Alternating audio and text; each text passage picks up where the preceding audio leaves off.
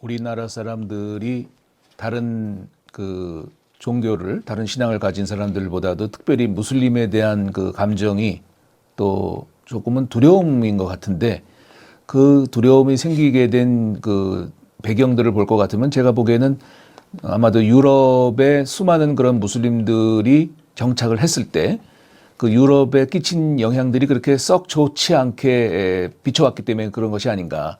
예를 들면은 그 나라의 법을 지키지 않고 그들이 가지고 있는 이슬람의 신앙, 그들이 가지고 있는 이슬람의 율법이 그거보다 상위에 있다는 것 때문에 상당히 비판을 많이 받아왔고, 또 그것을 우리가 여러 가지 그 신문 지상을 통해서 보아온 우리나라 국민들도 우리가 또 이 난민들을 받아들이고 또 무슬림들을 받아들였을 때 한국이 또 저렇게 될 것이다 라는 그 우려가 사실은 상당히 많이 차지하고 있고, 그래서 이제 우리는 그 얘기를 이제 사실은 비판적으로 얘기할 때는 저들이 그 유럽에서 개토를 만들었다. 개토라 하면 뭐 아시다시피 유대인이 정착하는 데 있어서 독일 정권이 그 유대인들을 오히려 감금하기 위한 그런 시스템으로부터 발전이 됐던 그 용어인데, 사실은 이제 이 유럽 내에 개토화가 돼가지고 어떠한 그 정부도 타치할 수가 없는 그들의 사회를 만들어 버린 거에 대한 상당히 비판적인 시각이 있거든요. 또 다른 그런 그 개토가 한국 내에도 생길 것이 아니냐라는 우려가 제가 보기에는 상당히 크거든요. 유럽의 개토는 그들이 유럽을 쳐들어가서 개토화를 한 게 아니라 그들이 들어가 있는 자리를 유럽에 있는 이웃들이 피해 준 거죠. 피하다 보니까 그 피한 자리에 그들이 모여서 개토화가 이루어진 것이죠. 그래서 우리가 그들을 이웃으로 받아들이지 못한다면은 우리가 스스로 개토화를 우리가 만들어준 것이지 그들이 개토화를 시킨 건 아니죠. 그렇군요. 예.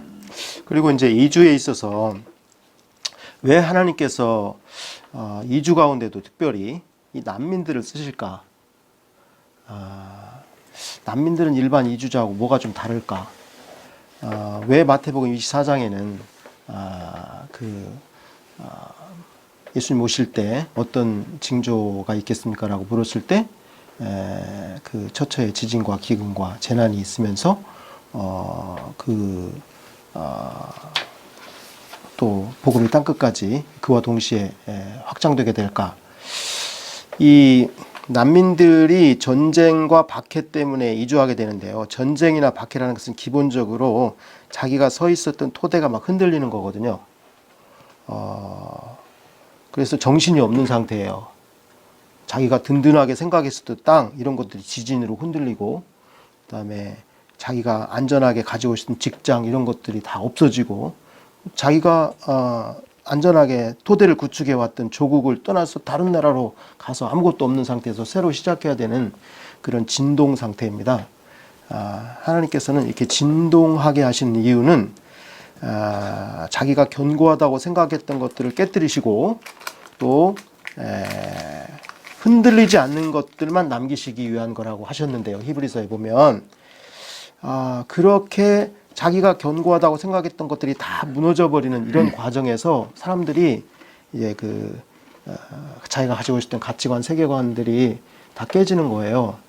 특별히 지금 이 시대에 있어서 가장 그 견고한 가치관, 세계관 중에 하나가 이슬람인데, 이슬람의 가치가 다 이런 난민의 과정을 통해서 깨지는 겁니다. 네. 그래서 1400년 이래 한 번도 이슬람 세계에서 이런 큰 지금의 2011년, 2011년 아랍의 이후에 이슬람 세계가 흔들리면서 그 흔들림 안에서 많은 사람들이 주님께 나오는 이런 회심의 과정, 거의 추수라고 할 정도로 이런 회심의 과정이 한 번도 이슬람 세계에서 없었어요. 네. 그런데 이 난민들이 발생하는 이 현상 속에서 난민들 안에서 사람들이 주님께 막 나오고 있거든요. 네, 그렇군요. 제가 시리아 난민촌에 갔을 때는 저는 시리아 난민촌에 가서 이렇게 무너진 텐트에 한 텐트당 100만 원씩 이렇게 지원해주는 그런 작은 일을 하고 온 적이 있었는데요.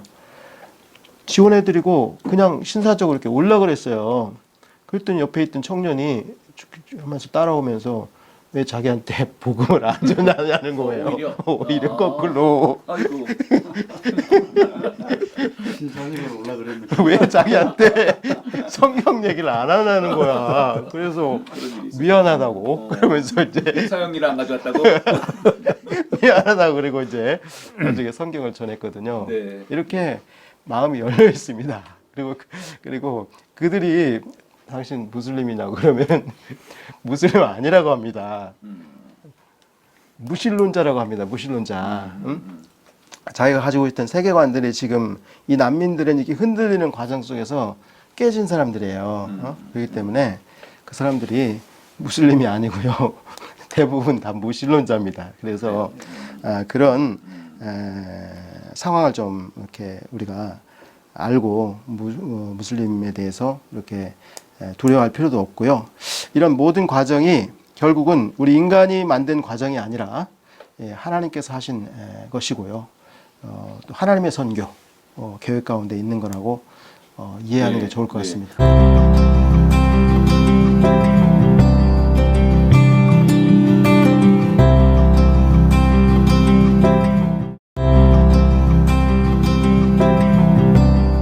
아까 말씀하시는 과정 속에서 사실 우리가 그동안 이 창의적으로 접근을 할 수밖에 없는 복음이 제대로 전달되지 않는 그런 열악한 지역이 사실 따지고 보면 거의 다 이슬람권인 것 같은데 이 이슬람권에서 정말 그 눈에 보이는 가시적인 열매가 그동안 없어가지고 한국교회도 사실은 굉장히 인내하기가 힘들었고 또 실질적으로 그곳에서 사역을 열심히 하고 계셨지만 보이지 않는 그런 열매가 보이지 않음으로 말미암아 스트레스도 많으셨고 우리 선교사들이 그런 가운데 어떻게 하면 좋을지 몰랐는데 이번 이런 난민 사태를 통해서 어쩌면은 그 사회를 흔들어 놓음으로 말미암아 그들 스스로가 그 어려운 복음을 전하기 어려운 지역을 오히려 나오게 해서 그 나온 상황 속에서 자연스럽게 우리가 그리스도의 사랑을 전하면서 또 자연스럽게 복음만을 전하려고 막 달려든 것이 아니라 먼저 그들의 필요를 채워주고 또 그들의 그 어려움과 함께 해주는 우리 그리스도인의 마음에 그들이 예수를 발견하게끔 그런 순서가 이제 된 것 같아요, 느낌에. 그때는 예수님을 안 전하면 그들이 자꾸 왜 예수님을 안 전하냐고 이렇게 오히려 그들이 아마 우리에게 물어볼 겁니다. 그런 의미에서 이제 우리 특별히 국내 우리 아프간 난민들뿐만이 아니라 우리나라에 7만여 명의 난민 신청자가 있다고 이제 그랬는데 우리 한국교회가 어떠한 전략으로 앞으로라도 계속적으로 사역을 하는 게 좋을지 모르겠습니다. 어떤 방법을 좀 쓰면 좋을까요? 좀 특별한 어떤 그 구상하고 있는 선교 전략이라든지 이런 게 좀 있으시는가요? 뭐 저는 막연하게 그냥 선교 단체들이 앞장서지 말고 지혜롭게 새로운 조직을 만들든지 그래서 거기에는 목회자들이 들어가지 말고 뭐 교수라든지 마을 유지라든지 이런 분들을 앞장 세우고 목회자들은 전부 뒤에 숨어 있는 그리고 종교적인 접근은 절대 시작하지 않았으면 좋겠다 이런 일반적인 생각만 가지고 있었는데 아까 우리 장성 교사님이 그 아프간 대사관을 통해서 이런 방법이 있다 그 얘기를 듣고 그게 실현이 될 수 있으면 참 좋겠다. 사실 아프간 대사관은 저도 전에 약간 좀 접촉을 한 적이 있거든요. 아프간 대사 중심에서 자기들이 바자회를 하면 우리가 가서 좀 많이 사주기도 하고 제가 직접 나서지는 않았습니다. 제가 나가면 그분들이 부담이 될까 봐서 옛날 그 피납 사건 때문에 다른 분들을 보내서 대사하고도 초대를 해서 우리는 당신들의 친구가 되고 싶다. 대사가 너무 좋아하고 또 대사가 한국에 부임한 것을 축하하는 리셉션을 한 10명 정도 모여서 좋은 식당에서 2-4회를 모시고 식사 대접을 했는데 무슬림이지만은 굉장히 좋아하고 그런 식으로 교제하는 자리를 상당히 좀 만들었는데 제가 은퇴하기 전 얘기입니다. 그때 제가 일체 나서지 않았습니다. 제가 나가서 박 목사입니다 하면 저쪽은 긴장할 수밖에 없고 또 누가 봐도 이게 또 문제가 되고 그래서 앞으로 한국 교회 지도자들이 아프간 난민뿐 아니라 지금 외국인이 우리 한국 땅에 벌써 200만 이상 와서 살고 있는데 이제는 단일 민족 어쩌고 하는 거 이제 우리가 더 이상 고집해서도 안 되고 이제 이런 분들과 이웃해서 함께 잘 살아가야 되는데 이제 크리스천들이 여기에 암초가 될 수 있어요. 열심을 가지고 그냥 만나면 복음부터 전하려고 그러고 뭐 사람 만나면 무슬림이냐 묻고 뭐 돼지고기 왜 안 먹냐 그러고 이게 나름대로 좀 순수한 열정을 가지고 하는데 굉장히 무리한 방식으로 저쪽에서는 느끼게 되는. 그래서 이게 그동안에 많이 학습이 된 것 같아요. 우리 한국 크리스찬들도 이제는 이 무슬림들을 대할 때 어떻게 대해야 된다. 네. 이 포비아, 두려움만 좀 넘었으면 이 두려움을 일부 우리 종교 지도자들이 좀 과하게 좀 포장을 해서 전달을 한 것 같아요. 사실 그 파리에 있는 그 터키에서 간 터키 사람들, 무슬림들이 중심이 돼서 살고 있는 빈민촌도 이게 종교적인 개토라기보다는 경제적인 차등 때문에 이 사람들이 무시되고 제대로 임금 못 받고 그러다가 몇 년 전에 그 폭동을 일으킬 때 그 사람들이 폭동을 일으켰는데 이게 한국에서 전달이 될 때도 어떤 분이 그렇게 쓴 거를 제가 본 적이 있습니다. 마치 무슬림들이 프랑스라고 하는 선진국에서 자기들끼리 똘똘 뭉쳐서 뭐를 하려고 하는 것 같은 그런 시각은 제가 보기에 아주 편견인데 오히려 그 땅에 살면서 제대로 임금 받지 못하고 대접받지 못하고 그러다가 프랑스 정부가 그때 임금 문제를 가지고 뭐를 발표를 했을 때 이 사람들이 너무 불평등을 느끼고 폭동을 일으켰던 건데 그런 사회 경제적인 측면은 거의 언급하지 않고 종교적인 면만 딱 다루는 기사들이 그렇죠. 우리 한국 종교 신문들에 좀 있었어요.